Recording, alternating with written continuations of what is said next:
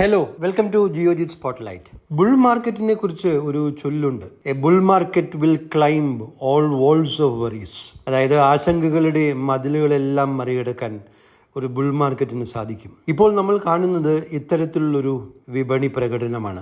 രണ്ടാം പാദ GDP growth rate Q2 GDP growth rate 5.4% കുറഞ്ഞത് വലിയൊരു ആശങ്കയായിരുന്നു. പ്രതീക്ഷിച്ചതിലും വലിയ കുറവാണ് GDP ഗ്രോത്തിൽ ഉണ്ടായത്. മാനുഫാക്ചറിംഗ്, മൈനിങ് ആൻഡ് ക്വാറിയിങ് എന്നീ രണ്ട് മേഖലകളിലുണ്ടായ വലിയ താഴ്ചയാണ് GDP ഇത്രയും കുറയാൻ കാരണം. കൂടാതെ government spending, public capital expenditure രണ്ടാം പാദത്തിൽ വലിയ താഴ്ചയുണ്ടായി. Q3 വരുമ്പോൾ മൂന്നാം പാദത്തിൽ ചെറിയ റിക്കവറി ഉണ്ടാകാം. Q4 നാലാം പാദത്തിൽ ഭേദപ്പെട്ട റിക്കവറിക്കും സാധ്യതയുണ്ട്. ഗവൺമെന്റ് കാപ്പെക്സ്, ക്യാപിറ്റൽ എക്സ്പെൻഡിച്ചർ ഇപ്പോൾ ഗണ്യമായ തോതിൽ വർദ്ധിക്കുന്നുണ്ട്. എന്തായാലും ഈ സാമ്പത്തിക വർഷം FY25 7% സാമ്പത്തിക വളർച്ച എന്ന ലക്ഷ്യം കൈവരിക്കുക ബുദ്ധിമുട്ടാവും. 6.5 മുതൽ 6.75 വരെയുള്ള വളർച്ചാ നിരക്കായിരിക്കും കൂടുതൽ റിയലിസ്റ്റിക് ഗ്രോത്ത് റേറ്റ്. ഇനി വിപണിയിലേക്ക് വരാം. 5.4% Q2 GDP ഗ്രോത്ത് റേറ്റ് എന്ന വാർത്തയോട്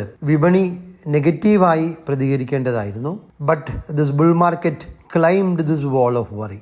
നിഫ്റ്റി റിയാക്റ്റഡ് പോസിറ്റീവ്ലി. എന്താണ് ഇതിനുള്ള കാരണം? മാർക്കറ്റ് സെപ്റ്റംബറിലെ ഉയർന്ന നിരയിൽ നിന്ന് 26,277 10% കറക്റ്റ് ചെയ്തിരുന്നു.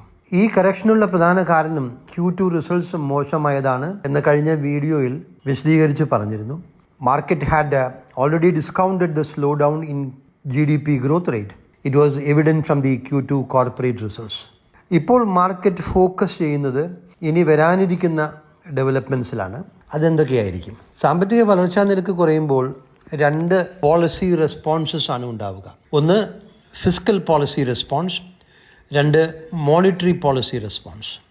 പബ്ലിക് എക്സ്പെൻഡിച്ചർ, പ്രത്യേകിച്ച് പബ്ലിക് ക്യാപിറ്റൽ എക്സ്പെൻഡിച്ചർ വർദ്ധിപ്പിക്കുന്നതാണ് ഫിസ്ക്കൽ റെസ്പോൺസ്. ഇത് ഇപ്പോൾ സംഭവിക്കുന്നുണ്ട്. പല കാരണങ്ങളാൽ താൽക്കാലികമായി മന്ദീഭവിച്ച പബ്ലിക് ക്യാപിറ്റൽ എക്സ്പെൻഡിച്ചർ ഇപ്പോൾ നന്നായി നടക്കുന്നുണ്ട്. കൂടുതൽ പ്രധാനം മോണിറ്ററി പോളിസി റെസ്പോൺസ് ആണ്. വളർച്ചാ നിരക്ക് മന്ദീഭവിക്കുമ്പോൾ സാധാരണ സെൻട്രൽ ബാങ്ക് പലിശ നിരക്ക് കുറയ്ക്കും. അതായത് റീപ്പോ, റിവേഴ്സ് റീപ്പോ റേറ്റുകൾ കുറയ്ക്കും. കുറഞ്ഞ പലിശ നിരക്കുകൾ ഇൻവെസ്റ്റ്മെൻറ്റും കൺസംഷനും വർദ്ധിപ്പിക്കും. അങ്ങനെ സാമ്പത്തിക വളർച്ചാ നിരക്ക് ഉയരും. This is a very simple explanation. എന്നാൽ ഇപ്പോൾ പലിശ നിരക്കുകൾ കുറയ്ക്കാനുള്ള സാഹചര്യമില്ല. ഇൻഫ്ലേഷൻ കൂടുതലാണ്. ഒക്ടോബറിലെ CPI ഇൻഫ്ലേഷൻ 6.2% റിസർവ് ബാങ്കിന്റെ ഇൻഫ്ലേഷൻ ടാർഗറ്റ് 4%, 4% ±2%. അതായത് RBIയുടെ maximum inflation tolerance limit 6%.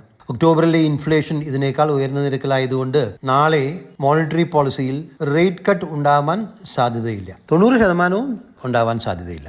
Rate cut ഇല്ലാതെ എങ്ങനെ സമ്പദ് വ്യവസ്ഥയെ ഉത്തേജിപ്പിക്കാനാകും? ഇപ്പോൾ സ്വീകരിക്കാൻ ഏറ്റവും നല്ല ഒരു പോളിസി റെസ്പോൺസ് CRR കട്ട് ആണ്. ക്യാഷ് റിസർവ് റേഷ്യോ കുറയ്ക്കുന്നത്. ബാങ്കുകളുടെ ഡെപ്പോസിറ്റ്സിൻ്റെ നിശ്ചിത ശതമാനം ക്യാഷ് റിസർവ് ആയി വയ്ക്കുന്നതാണ് ക്യാഷ് റിസർവ് റേഷ്യോ. സെൻട്രൽ ബാങ്കിൽ ക്യാഷ് റിസർവ് ആയി വയ്ക്കുന്നത്. ഇത് ഇപ്പോൾ 4.5%. ബാങ്കുകൾക്ക് ഒരു റിട്ടേണും ഇല്ലാത്ത പണമാണിത്.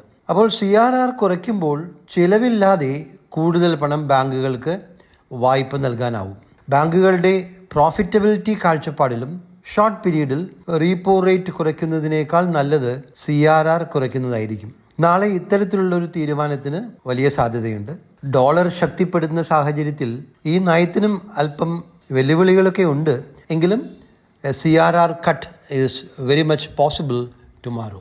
കഴിഞ്ഞ 2 ദിവസത്തെ പ്രൈസ് മൂവ്മെന്റ്സ് നോക്കിയാൽ മാർക്കറ്റ് ഇത് പ്രതീക്ഷിക്കുന്നുണ്ട് എന്ന് വ്യക്തമാകും. Banking Stokes have moved up.